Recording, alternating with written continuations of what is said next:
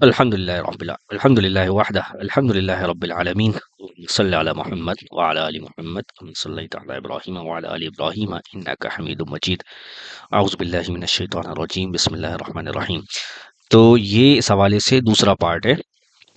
تو جیسا کہ ہم نے ذکر کیا کہ ان کی جو نشانیاں ہیں اس میں سے ایک یہ بھی ہے امام مہدی کے تعلق سے کہ جب آپ دیکھیں کہ مکے کی عمارات پہاڑوں سے بلند ہو جائیں اس کے، تو آپ سمجھ لیں کہ یہ معاملہ قریب آ گیا ہے، یعنی قیامت کی بڑی بڑی نشانیاں اس کے حال احوال کا یہ صاف حدیث میں موجود ہے، مصنف ابن ابی شیبہ روایت نمبر 37232 کے اندر۔ اس کے علاوہ ایک اور روایت ہے کہ مہدی کی جب دعوت قائم ہو جائے گی تو زمین عدل و انصاف سے اسی طرح بھر جائے گی جیسے اس سے پہلے ظلم سے بھری ہوئی ہوگی، یعنی اور یہ روایت ہے مجموع زوائد للحسمی کے اندر۔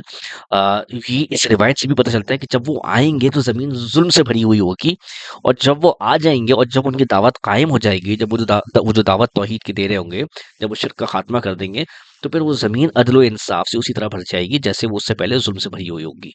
ایک اور نشانی آپ یہ دیکھیے، اور یہ نشانی بھی ہم اپنے زمانے میں پوری ہوتے ہوئے پاتے ہیں کہ زمین عرب کی جو زمین ہے خاص طور پر وہ چراگاہیں اور نہریں بن جائیں گی۔ یہ صحیح مسلم حدیث نمبر 2339 کے اندر موجود ہے۔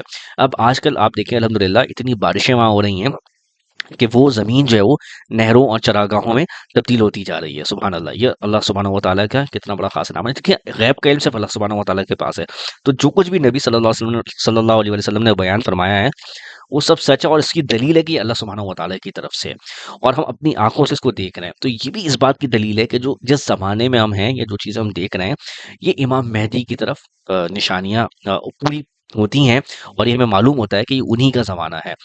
ان روایات کے ذریعے سے ہمیں معلوم ہوتا ہے، یعنی ہم انہی کے زمانے کے اندر موجود ہیں، اور یہ قریب قریب جو واقعات ہیں وہ سارے کے سارے اسی زمانے کے اندر رونما ہو رہے ہیں۔ یہ ساری اس کی علامات اور مطلب اس زمانے کے ہونے کی علامات اور نشانی ہیں۔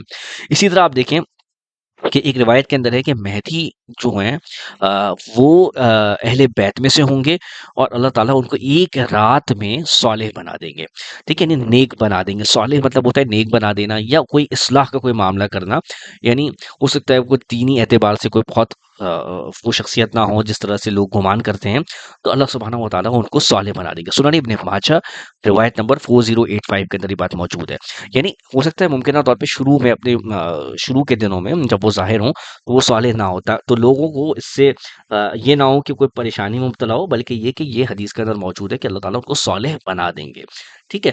تو یہ بھی ان کی ایک علامات میں سے ہی ہے اس بات کا ہونا، ٹھیک ہے۔ اس کے علاوہ یہ کہ امام مہدی کے بارے میں ایک روایت میں آتا ہے کہ وہ اہل مدینہ سے ہوں گے، یعنی ایک تو جیسے کہ اہل مشرق سے ہوں گے، اسی طرح ایک روایت میں یہ بھی ہے کہ وہ اہل مدینہ سے ہوں گے، ٹھیک ہے۔ اب جو روایت اہل مدینہ سے ہے وہ اس کا مطلب یہ نہیں ہے کہ وہ مشرق سے نہیں ہوں گے، اہل مشرق سے نہیں ہوں گے۔ مثال کے طور پہ ایک ہی شخصیت کو بعض اوقات آپ کہتے ہیں دو علاقوں سے منسوب کرتے ہیں۔ پہلی بات تو یہ جو اہل مدینہ والی روایت ہے یہ روایت تھوڑی سی قوی نہیں ہے، مستند نہیں ہے، لیکن بہرحال اگر آپ اس کو قوی مانتے بھی ہیں تو ان کا اہل مدینہ سے ہونے، یعنی جیسے ایک آدمی کو ہم کہتے ہیں کہ بھئی یہ مکی بھی ہیں اور مدنی بھی ہیں۔ نبی صلی اللہ علیہ وسلم کے لیے ہم مکی بھی ورڈ یوز کرتے ہیں، مدنی بھی کرتے ہیں۔ حضرت امام حسین کے لیے کہ وہ مکے والے بھی ہیں، مدینے والے بھی ہیں اور کربلا والے بھی ہیں۔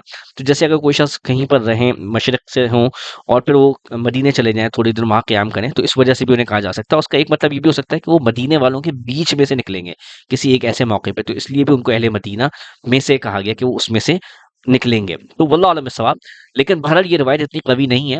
جو صحیح اس کی زیادہ صحیح روایت ہے وہ وہی ہے جس میں وہ مشرق سے ہوں گے، اور وہی روایت زیادہ مستند ہے، ٹھیک ہے۔ لیکن اہل مدینہ سے ہونا اہل مشرق سے ہونے کے خلاف بالکل بھی نہیں ہے، میں نے یہ آپ کے سامنے واضح کیا۔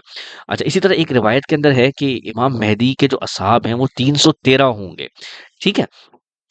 یہ مستدرک حاکم کے اندر یہ روایت موجود ہے۔ اچھا، میں باقی انشاءاللہ اگلے حصے کے اندر بھی اس کے حوالے سے کچھ باتیں انشاءاللہ بیان کروں گا، ٹھیک ہے۔ تو اچھا، اس کے اندر اور بھی کئی باتیں ہیں، جیسے کہ یہ ہے کہ ان کی جماعت جو ان کو ایسی خاص فضیلت حاصل ہوگی جو نہ ان سے پہلے والوں کو حاصل ہوئی ہوگی نہ ان کے بعد والوں کو حاصل ہوگی۔